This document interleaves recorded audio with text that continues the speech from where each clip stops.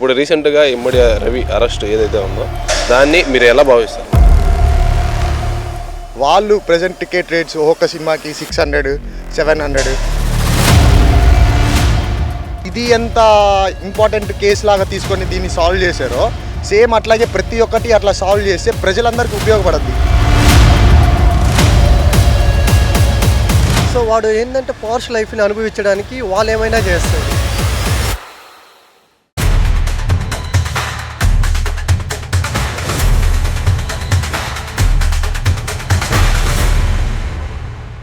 నమస్తే, welcome to sauce TV. నేను మీ Chandu. Present రెండు తెలుగు రాష్ట్రాలే కాదు, దేశం మొత్తం కూడా ఒక ట్రెండింగ్ టాపిక్ అని చెప్పుకోవచ్చు, హాట్ టాపిక్ అని చెప్పుకోవచ్చు. అదే రవి, ఇమ్మడి రవి ఎవరైతే ఐబొమ్మ నిర్వాహకుడు ఉన్నాడో దీనికి సంబంధించి పబ్లిక్లోకి వెళ్ళి మనం అతను చేసింది కరెక్టా రాంగా, ఏదైతే పోలీసు వాళ్ళకి నన్నేం చేయలేరని చెప్పి కామెంట్లు చేయడం కానివచ్చు, ఇదంతా ఏదైతే ఉందో పబ్లిక్ సైడ్కి వెళ్ళి పబ్లిక్లోకి వెళ్ళి పబ్లిక్ ఒపీనియన్ ఏంటో తెలుసుకుందాం పదండి. 2010 నుంచి ఇప్పుడు రీసెంట్ 2024-25 దాకా కూడా ఏ సినిమా అయినా సరే థియేటర్లోకి వెళ్ళి చూడలేని వాళ్ళందరూ కూడా మొబైల్లో డౌన్లోడ్ చేసుకుని ఐబొమ్మ ద్వారా చూశారు. ఇప్పుడు రీసెంట్గా ఇమ్మడి రవి అరెస్ట్ ఏదైతే ఉందో దాన్ని మీరు ఎలా భావిస్తారు? ప్రస్తుతానికి ఏదైతే లీగల్గా చేయాలి అది కరెక్ట్ ప్రొసీజర్. బట్ ఏంటి అని అంటే ఇప్పుడు అతను ప్రజలందరికీ కొంచెం అందుబాటులో ఉండేటట్టు అది గవర్నమెంట్ వాళ్ళే కేర్ తీసుకొని చేస్తే ఇలాంటి వాళ్ళు, అంటే ఇతను చెడ్డోడని నేను చెప్పట్లేదు, అతని ప్రాస్పెక్టివ్లో అది కరెక్ట్ అయ్యి ఉండొచ్చు, అందుకని అతను చేశాడు. బట్ ఏంటి అని అంటే ఇలాంటివి రాకుండా ఉండాలంటే గవర్నమెంట్ అనేది కొంచెం కేర్ తీసుకొని వాళ్ళు ప్రజెంట్ టికెట్ రేట్స్ ఒక్కొక్క సినిమాకి 600, 700. అంటే మీరు బెంగళూరు తీసుకుంటే అక్కడ కాస్ట్ ఆఫ్ లివింగ్ ఎక్కువ, అక్కడ వెళ్ళగలుగుతారు. ఇక్కడ తీసుకొని చిన్న పల్లెటూరు, నెల్లూరులో చిన్న పల్లెటూరు నుంచి ఇన్ కేస్ వాళ్ళు సినిమాలు వెళ్ళాలనుకుంటే బట్ వాళ్ళు వెళ్ళలేరు అనమాట. సో అందుకని అప్పుడు వాళ్ళు ఏం చేస్తారు, అంత దూరం నుంచి రాలేక ఇక్కడికి వచ్చి మళ్ళీ ఇక్కడ ఆ పాప్కార్న్ ధర చూస్తే 400, 500 పర్ డే శాలరీ వచ్చేసి ఒక్కొక్కరికి 300, 200 వస్తుంది. సో అట్లాంటి సిచ్యువేషన్స్లో మనము ఏం చేయలేం. బెటర్ ఆప్షన్ ఏంది అని అంటే ఫోన్ తీసుకుంటాం, ఎవరో ఒకరు చెప్తారు, సజెస్ట్ చేస్తారు.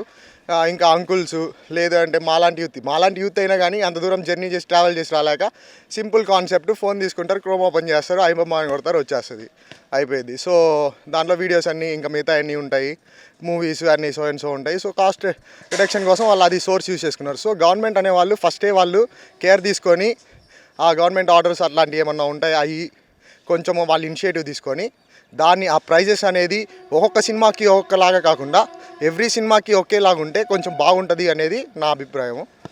చాలామంది డేటా నా దగ్గర ఉంది, మీరు నన్ను ఏం చేయలేరు అని చెప్పి కూడా చెప్పడం జరిగింది అనమాట. అది ఎంతవరకు కరెక్ట్ అంటారు?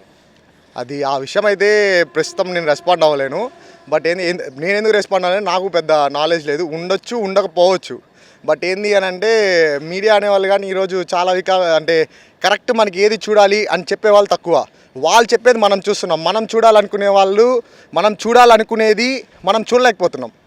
సో మీడియా కానీ ప్రతి ఒక్కటి ఓన్లీ ఇటువంటి ఇష్యూస్ కాకుండా ఇంకా గ్రౌండ్ లెవెల్లో చాలా ఇష్యూస్ ఉన్నాయి.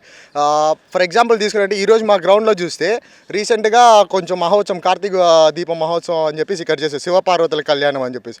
సో దానివల్ల మేము సుబ్బారెడ్డి స్టేడియంలో ప్రాక్టీస్ చేస్తున్నాం, గ్రౌండ్ మొత్తం స్పాయిల్ అయిపోయింది. సో ఇట్లాంటివి కానీ కొంచెం కవర్ చేసుకుంటే అండ్ ఏదన్నా రోడ్స్ లేకపోతే డ్రైనేజెస్, ఇంకా చాలామంది బెగ్గర్స్ వీళ్ళంతా అడుక్కునే వాళ్ళంతా రోడ్డు పైన ఉంటున్నారు. అంటే అడుక్కునే వాళ్ళు అని అంటే వాళ్ళు ఆ స్టేజ్కి వచ్చినట్టు వాళ్ళని తక్కువ చేసి మాట్లాడడం కాదు. బట్ ఏంటి అని అంటే అలాంటి వాటిపైన కేర్ తీసుకొని వాటిని కానీ ఇది ఎంత ఇంపార్టెంట్ కేసు లాగా తీసుకొని దీన్ని సాల్వ్ చేశారో సేమ్ అట్లాగే ప్రతి ఒక్కటి అట్లా సాల్వ్ చేస్తే ప్రజలందరికీ ఉపయోగపడుద్ది. ఇది ఒక సెక్టార్కి ఒకటే ఉపయోగపడుద్ది, ఒక సెక్టార్ అంటే ఓన్లీ సినీ వర్గానికి ఒకటే ఉపయోగపడుద్ది ఇట్లాంటి వాళ్ళని అరెస్ట్ చేస్తే. బట్ ఏంటి అని అంటే ఎండ్ ఆఫ్ ద డే మనం చాలా మిడిల్ క్లాస్ నుంచి, లోయర్ మిడిల్ క్లాస్ నుంచి very poor class, lower class వరకు మనం వెళ్ళి అంత మీడియా కానీ దాని గురించి తీసుకుంటే కొంచెం బాగుంటుంది అనేది నా అభిప్రాయం. అయితే మిడిల్ క్లాస్ వాళ్ళు ఎవరైతే ఉన్నారో, హాల్కి వెళ్ళి చూడలేని వాళ్ళు ఎవరైతే ఉన్నారో వాళ్ళకి ఇతను చేసింది కరెక్టే అంటారా?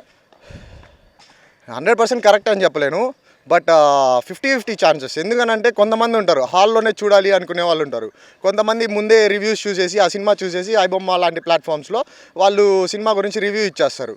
సో అది కొంచెం మూవీ వాళ్ళకి కొంచెం ఇదవన్నట్టు. సో ఏంటంటే 50% ఒక నాకు మూవీ సెక్టర్ అంటే అక్కడ పనిచేసే వాళ్ళందరూ కలిపి ఒక 30% ఉండదు, మిగిలిన 70% అనేది కొంచెం ఫీల్ అవుతారనమాట. ఇట్లాగా మాకు డబ్బులు లేవు వెళ్ళలేం, ఇప్పుడు పిల్లలు తీసుకోపోతారు, మన దగ్గర మాల్స్ ఉన్నాయి. ఆ మాల్స్కి తీసుకెళ్ళి అక్కడ ఉండే ప్రైజెస్, టికెట్ ప్రైజెస్ పెట్టుకోవాలి. మళ్ళీ అక్కడికి వెళ్తే పిల్లలు ఉంటారు. పిల్లలు ఊరికి వెళ్ళంగానే వాళ్ళు కామ్గా ఉంటారు. వాళ్ళు వెళ్ళంగానే ఏదో ఒకటి అడుగుతారు.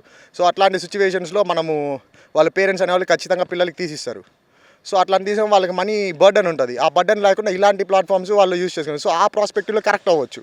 ఈ ఇంకో ప్రాస్పెక్టివ్, సినీ ప్రాస్పెక్టివ్ తీసుకుంటే అక్కడ వాళ్ళు ఫ్రాడ్ సో అని చెప్పేసి వాళ్ళు చెప్తా ఉంటారు. నమస్తే నమస్తే అన్న. ఇటీవల ఇమ్మడి రవి అంటే ఐబొమ్మ నిర్వాహకుడు ఎవరైతే ఉన్నారో 2010 నుంచి 2025 దాకా కూడా ప్రతి ఒక్క సినిమాని పేదవాళ్ళకని కాదు, ఆ వెబ్సైట్ ఒకటి క్రియేట్ చేసి దాంట్లో అందరికి కూడా సినిమాలు చూపించడం, పైరసీ చేయడం ఇవన్నీ చేస్తున్నారు అనమాట. మీ ఒపీనియన్ ప్రకారం అది అతను చేసింది కరెక్ట్ అంటారా, రాంగ్ అంటారా? అతను చేసిన దాని ప్రకారం అయితే కరెక్టే అనిపిస్తుంది. ఎందుకంటే ఇప్పుడు డబ్బులు ఉన్న వాళ్ళు సినిమాకి వెళ్తారు, డబ్బులు లేని వాళ్ళు సినిమాకి వెళ్ళారు కదన్న. వెళ్ళలేని వాళ్ళు ఏంటంటే మనకి అందరి దగ్గర ఫోన్లు ఉంటాయి. ఇప్పుడు ఫోన్లు అయితే కొనుక్కోగలరు కదా, ప్రతి ఒక్కరికి ఉండాలి. సో వాళ్ళు ఆ మొబైల్లో చూడడం బాగా అలవాటు అయిపోయింది అనమాట. వాళ్ళకి ఇవన్నీ తెలియదు కదా. ఎవరో ఐబొమ్మ వెబ్సైట్లో పెడుతున్నారు, జస్ట్ దాన్ని ఎంజాయ్ చేస్తున్నారు, చూస్తున్నారు. కానీ దాంట్లో ఏంటంటే మనకి బెట్టింగ్ యాప్స్కి ప్రమోట్ చేయడం, అది పోలీసు వాళ్ళు కనుక్కున్నారనమాట. సో బెట్టింగ్ యాప్స్ ప్రమోట్ చేయడం వల్ల అతన్ని తప్పుపట్టి అతని పైన కేసు వేయడం జరిగింది. సో ఇప్పుడు అదే విధంగా అతన్ని మనం బాగా సపోర్ట్ చేసామంటే, అంటే ఈ విధంగా బెట్టింగ్ యాప్స్ ప్రమోట్ చేయకుండా సపోర్ట్ చేయొచ్చు కూడా. అంటే ఇప్పుడు అరెస్ట్ చేశారు కదా, లాస్ట్ వార్నింగ్ లెక్కనిచ్చేసి ఇప్పుడు మీరు ప్రమోట్ చేయకుండా అతన్ని మనం ఉపయోగించుకోవచ్చు కదా. ఇప్పుడు అంత సైబర్ దాన్ని క్రాక్ చేశాడంటే అతనిలో చాలా టాలెంట్ ఉంది. ఇప్పుడు చాలా విషయాల్లో మనం ఉపయోగించుకోవచ్చు అతన్ని. సో అతన్ని అరెస్ట్ చేయడం అయితే కరెక్టే, కాకపోతే అతను వదిలేసి మన దేశానికి ఉపయోగపడేగా చూసుకోవాలన్నమాట. అదే పోలీస్ వాళ్ళ డేటా కూడా నా కాడ ఉంది, జనాల డేటా ఉంది. ఒక డేటాని తీసుకోవడం అనేది చాలా కష్టమైన పని అనమాట. అలాంటి డేటాని హ్యాక్ చేయడం కానీ ఇవ్వచ్చు. ఆ సైబర్ నెట్వర్క్ ఏదైతే ఉందో దానిలో నుంచి కూడా డేటా అంతా నేను తీసుకున్నాను అని చెప్పి అతని బ్రెయిన్ ఏదైతే ఉందో దానికి ఖచ్చితంగా అంత బ్రెయిన్ని మనం ఎవరైతే ఉన్నారో మన భారతదేశం కానీ ఇవ్వచ్చు, దేశం వాడుకుంటే మంచిదంటారా, రాంగ్ అంటారా? ఖచ్చితంగా వాడుకోవాలన్న అలాంటి వాళ్ళ దగ్గర మనం నేర్చుకోవాలి. సో అతను నెగిటివ్ వేలో వెళ్ళాడు కాబట్టి ఆ నెగిటివ్ వే కాకుండా మనం ఎలా పాజిటివ్ చేసుకోవచ్చు కూడా అతని దగ్గర మనం తెలుసుకోవచ్చు. సో అతన్ని సపోర్ట్ చేస్తే బెటర్ అని నా ఫీలింగ్, అంతే. సో అతనికి లాస్ట్ వార్నింగ్ లెక్కనిచ్చేసి ఈ బెట్టింగ్ యాప్స్ అని ప్రమోట్ చేయకుండా సో అతనికి ఒక ఛాన్స్ ఇవ్వాలని కోరుకుంటున్నాను నేను. అలా ఇమ్మడి రవి మీ అందరికీ ఐడియా ఉంటుంది. రీసెంట్గా ఐబొమ్మ నిర్వాహకుడు అరెస్ట్ అయ్యాడు. అతని పైన మీ అభిప్రాయం? ఇది చూసాము రీసెంట్గా సోషల్ మీడియాలో బాగా ట్రెండ్ అవుతుంది న్యూస్. తను అదే వీడియోస్, లింక్స్ ద్వారా బెట్టింగ్ యాప్స్ ప్రమోట్ చేయడం ఇలా చేస్తున్నారనేది ఒక సైడు మనకి తెలిసింది. బట్ అతను బాగా ఫేమస్ అయింది మాత్రం సినిమాస్ని మనకి ఫ్రీగా చూడడం, ఇవి మాత్రం మనకు తెలుసు. కానీ దాని వెనక జరుగుతున్న ఇంకో బ్యాక్గ్రౌండ్ ఏంటంటే బెట్టింగ్స్ యాప్ కూడా ప్రమోట్ అవుతాయని మనకి పోలీసు వాళ్ళు పట్టుకొని ఇది ఇన్ఫామ్ చేసేదాకా మనకు కూడా తెలియదు. సో ఇది పోలీసు సైడ్ నుంచి చూసుకున్నా కూడా మనకు ఒక యూస్ఫుల్లే, అంటే మన లింక్స్ అన్నీ వెళ్తున్నాయని. అలాగే అతను చేసిన ఇంకో మంచి పని ఏంటంటే మనకి ఫ్రీగా సినిమా దొరకడం కూడా ఒక అదృశ్యమే. ఎందుకంటే అందరం హాల్స్కి వెళ్ళాము, ఒకవేళ వెళ్ళాలన్నా కూడా కొంచెం బడ్జెట్ ఎక్కువ అవుతుంది. అలాగే ఇప్పుడు జాబ్స్ చేసుకునేవాడు ఏదైనా ఒక ఫ్రీ టైం దొరికినప్పుడు ఒక సినిమా డౌన్లోడ్ చేసి చూసుకోవడం ఇలా చేసుకుంటూ ఉంటాడు. అతనికి అదొక ఆనందం, మనకి అదొక ఆనందం. కానీ అనేది బెట్టింగ్స్ యాప్ అనేది, అలాగే కొన్ని సోషల్ మీడియా లింక్స్ ద్వారా మన ప్రైవసీ అంతా అటు వెళ్తుందంటే, ఇప్పుడు పెద్ద డబ్బున్నోళ్ళ ప్రైవసీ లీక్ చేసినప్పుడు మళ్ళాంటి వాళ్ళు కూడా ఏదో తెలిసిన లింక్స్ ఓపెన్ చేసి ఉన్న డబ్బు పోగొట్టుకోవడం అనేది చాలా బాధగా ఉంటుంది. పోలీసులు ఇలాంటివి కూడా మనకి అంటే అదర్ సైడ్ ఆఫ్ ఫేస్ కూడా మనకి రివీల్ చేసినందుకు చాలా సంతోషమే. కాకపోతే ఇప్పుడు రవి ఎవరైతే ఉన్నారో 2010 నుంచి కూడా దాదాపుగా 2025 దాకా సినిమాలన్నీ కూడా పైరసీ చేసి వెబ్సైట్లో అప్లోడ్ చేసి చేస్తూ ఉన్నారు కదా. అంత బ్రెయిన్ ఉన్న అతన్ని మన దేశం మంచిగా వాడుకుంటే ఏదన్నా బెనిఫిట్ ఉంటుంది అంటారా? దేశం దాకా కాదు, కానీ మనం ఏంటంటే సమాజం చూస్తూ ఉంటుంది. అంటే మనకే ఒక ఆలోచన వస్తుంది, అరే ఒక లింక్ ఓపెన్ చేస్తే ఒక సినిమా డౌన్లోడ్ అవుతుందంటే ఇతనికి ఇంత నాలెడ్జ్ ఉందా అని మనకు కూడా ఒక ఆలోచన వస్తుంది. ఇక్కడ దేశం కాదు కానీ అంటే మనమే అర్థం చేసుకోవాలి, మన చుట్టూ ఉన్న వాళ్ళు ఎంత మెచ్యూరిటీతో ఉన్నారు, వాళ్ళు ఏం చదువుంటే ఇలా చేయగలుగుతున్నారు. అతను కూడా చెప్పాడు కదా, నేను యూట్యూబ్లో చూస్తూ ఇవన్నీ నేర్చుకున్నాను అని. సో మనం నేర్చుకోవడానికి చాలా అవకాశాలు ఉంటాయి, కానీ ఇక్కడ ఏంటంటే నేర్చుకున్న ప్రతి ఒక్కడికి ఒక ఉద్యోగం అవకాశం ఉండదు. ఉద్యోగం వచ్చినా వాడికి అంటే మన చుట్టూ ఉన్న సొసైటీ ఏంటంటే స్పీడ్గా డెవలప్ అవుతుంది.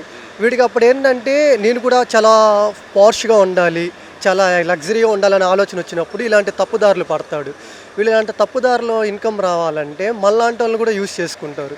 ఇప్పుడు మనం ప్రమోట్ చేసే యాప్స్ని తెలియకుండా లింక్స్ క్లిక్ చేయడం, అవి మనకు తెలియకుండా మన మనీ వెళ్తున్నాయి. వాడేంటంటే ఒకరి దగ్గర తీసుకుంటే అన్యాయం అని చెప్పి మనం అందరం కొన్ని కోట్ల మంది ఇలా పాల్పడిపోయి ఉంటాం మనం తెలియకుండా. సో వాడు ఏంటంటే పార్ష్ లైఫ్ని అనుభవించడానికి వాళ్ళు ఏమైనా చేస్తారు. సో మనం ఇక్కడ ఎవరిని డిస్రెస్పెక్ట్ చేయట్లేదు, మనల్ని మనం కేర్గా ఉంచుకోవడం కూడా మనకు అవసరం. వాడెవడో పార్ష్గా బతకడానికి మనం దిగజారిపోయి అంటే మనకు తెలియని లింక్స్ ఓపెన్ చేసి తర్వాత మనమే ఇలా సైబర్ అరెస్ట్ అయ్యామని చెప్పి మనమే పోలీసుల దగ్గరికి వెళ్ళడం, ఇలా అంత వరకు తెచ్చుకోవడం కంటే మనం కూడా కేర్గా ఉండాలి. అవతల ఏం చేస్తున్నారో మనము గమనించాలి, మనం ఎలా ఉండాలో మనము చూసుకోవాలి. మన నమస్తే అన్న. నమస్తే అండి. రీసెంట్గా ఐబొమ్మ ఇమ్మడి రవి అనే అతను అరెస్ట్ అవ్వడం జరిగిందనమాట.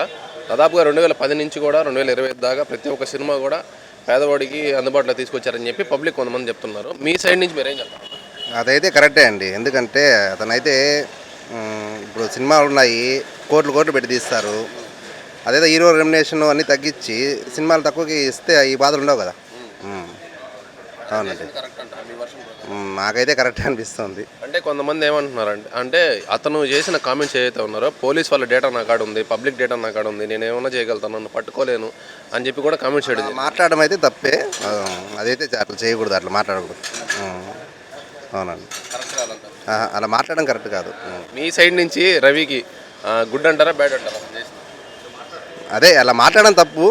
సినిమాలు అయితే ఇంకా మనకు అదే ఎవరి వర్షన్లో వాళ్ళు ఆలోచిస్తారు. అంటే 2010 నుంచి కూడా దాదాపుగా ఎన్ని సినిమాలు పైరసీ చేసినా అతని బ్రెయిన్ ఏదైతే ఉందో అతన్ని మనం మంచిగా వాడుకునే ఉద్దేశం ఏమన్నా మంచిదంటారా అలా వాడుకోవడం? అతను టెక్నాలజీ వాడుకుంటే మంచిది దేశానికి, చాలా మంచిది. అయితే వర్షన్ ఏంటంటే ఈ వెబ్సైట్లు ఇల్లీగల్గా సినిమాలు పెట్టడం కూడా రాంగ్ కదా, దానిపైన వాస్తవంగా ఇప్పుడు మధ్యతరగతి వాళ్ళు ఉన్నారు, వాళ్ళకి పప్పులు ఉప్పులు అన్నిటికీ రేట్లు తగ్గిస్తారు. వాళ్ళకి సినిమా చూడాలని ఒక ఆశ అనేది ఉంటుంది. దాని ప్రకారంగా సినిమాల్లో ఇప్పుడు ఒక మధ్యతరగతి కుటుంబం సినిమా హాల్కి పోవాలని చాలా భయపడుతున్నారు. ఎందుకు చెప్తారంటే టికెట్ ఒక కాస్ట్ ఉందనుకోండి, అక్కడ దొరికే ఇప్పుడు మధ్యతరగతి పిల్లలతో వస్తున్నారు, ఒక పాప్కార్న్ కావాలనుకుంటారు, దాన్ని కొనాలంటే భయపడతారు, టికెట్ కొనేసుకుంటారు. కానీ దాంట్లో వచ్చి పాప్కార్న్ కొనాలన్నా పుడ్డింగ్ కొనాలి దేనికైనా భయపడతారు. అవి కొంచెం జనాలకు అందుబాటులో ఆ కాస్ట్లన్నీ తగ్గించుకుంటే వీళ్ళు ఈ దారిలోకి పోరు కదా, సినిమాలోకి పడడానికి ట్రై చేస్తారు. ఇప్పుడు ఇమ్మడి రవి చేసింది కరెక్ట్ అంటారా రాంగ్ అంటారా? ఇప్పుడు ఉమ్మడి రవి చేసింది ఇప్పుడు ప్రొడ్యూసర్లు పరంగా చూసుకుంటే రాంగ్. వాళ్ళు ఎన్నో కోట్లు ఎంతో డబ్బు పెట్టి తీస్తారు, వాళ్ళకి చాలా లాస్, అది కరెక్ట్ కాదు. పైగా అతను ఆంధ్రప్రదేశ్ ప్రభుత్వానికి సవాల్ విసిరారు, అది కరెక్ట్ కాదు. లీగల్గా ఉంటే ఏదైనా కరెక్ట్గా ఉంటుంది, ఇట్లా మాట్లాడితే మాత్రం కరెక్టే కాదు కదా. సో చూశారు కదా, ఇమ్మడి రవి పైన కొంతమంది గుడ్ అంటున్నారు, కొంతమంది బ్యాడ్ అంటున్నారు. ఇతని పైన మీరేమంటారో మీ కామెంట్ని మా కామెంట్ సెక్షన్లో తెలియజేయండి. ఇలాంటి మరిన్ని వీడియోస్ కోసం మన సాస్ టీవీని అయితే వెంటనే సబ్స్క్రైబ్ చేసుకోండి.